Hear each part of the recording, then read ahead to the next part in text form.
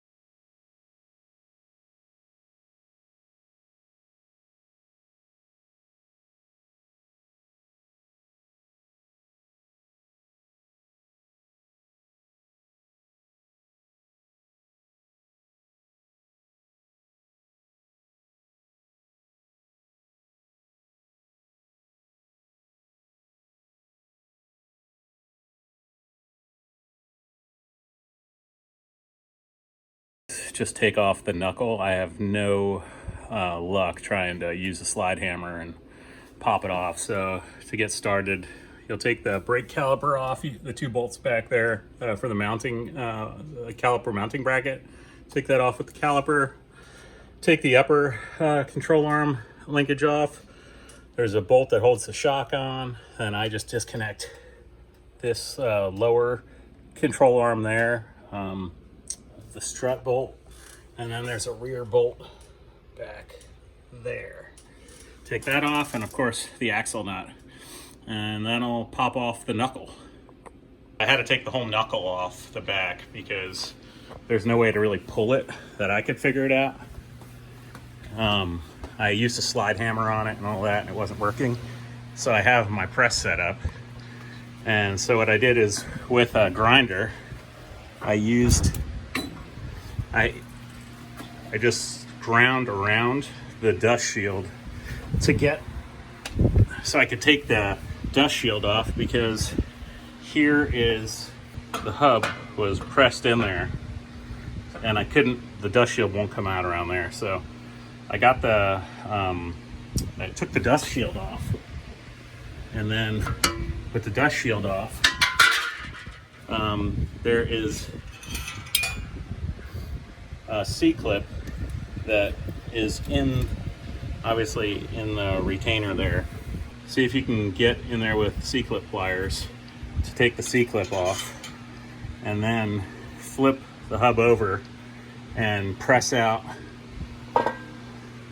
or flip the knuckle over, press out the hub and the wheel bearing. And you can see my race is still stuck on there, so I'm gonna have to cut that off, I guess.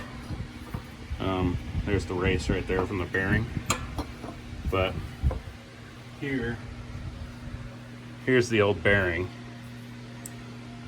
And yeah, you can see it's still stuck on there. So anyway, it was a pain. I didn't know about the C-clip. I was trying to just pop that off with a slide hammer, and it wasn't working. So it was stuck in there. So I wound up having to press it through. I just used my axle nut socket from the backside and got it on the hub, and it just pressed out. So, and then I was able to push the bearing out. But what a pain. So I got the race off here. I had to use my Dremel and just slot it. See, I barely cut into it, but did the trick. And then I just put a chisel in there and tapped it down and spread it apart, and it just came right off. All right, so I got the new wheel bearing here for the rear. There's the part number right there, the DL510082. So you got to figure out now, before you install it, which side of the wheel bearing is the magnetic side that'll go towards the wheel speed sensor. So just get a ferrous piece of metal. This is off of a garage door opener, and just test it. So obviously it's magnetic to that side. This side, no. And from what I've gathered and all the ones I've done, it tends to always be the darker side. So that side will face the wheel speed sensor. So in my case, this is gonna go and slide in first, so bottoms out. So this will be the inboard side, and this will face the outboard side. So here's my hub. You can see the hole right there is for the wheel speed sensor. There it is on this side. So orientation-wise, it's gonna go in like this. And I'm gonna butter lube the inside of the hub and then just slide it in. All right, I butter lubed it up. And now, orientate this properly.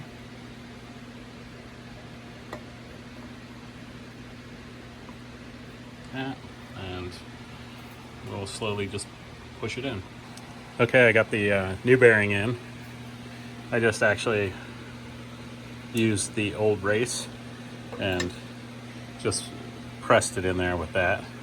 And when I say press, it was basically just kind of slid in. It was very soft. I actually have a jack screw, you know, bearing sleeve puller and all that, but the issue is when I put my car in here, so far back, I can't get the dang door open to get it out there. So normally you use a little, a bearing puller, you know, it's like an external sleeve and it's got a jack screw and squeezes it, but I had to improvise a little bit.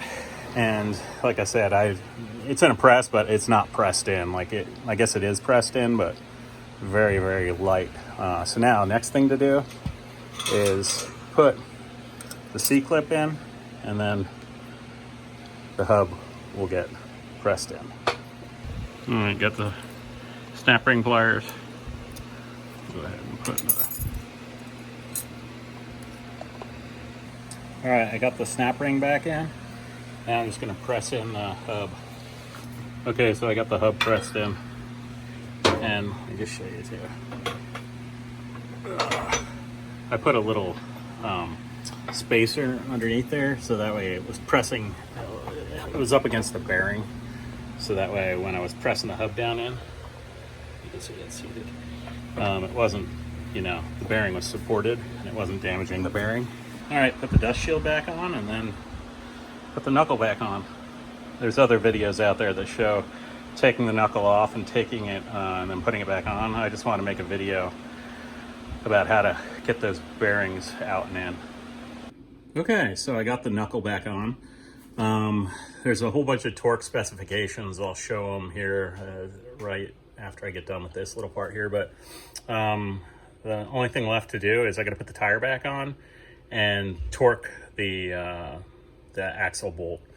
But upper control arm, shock strut, lower forward control arm, then the bolt right there for the shock, and the caliper bolts, and that's it. So everything has its own torque specifications, so check out this page right here, I'll show you.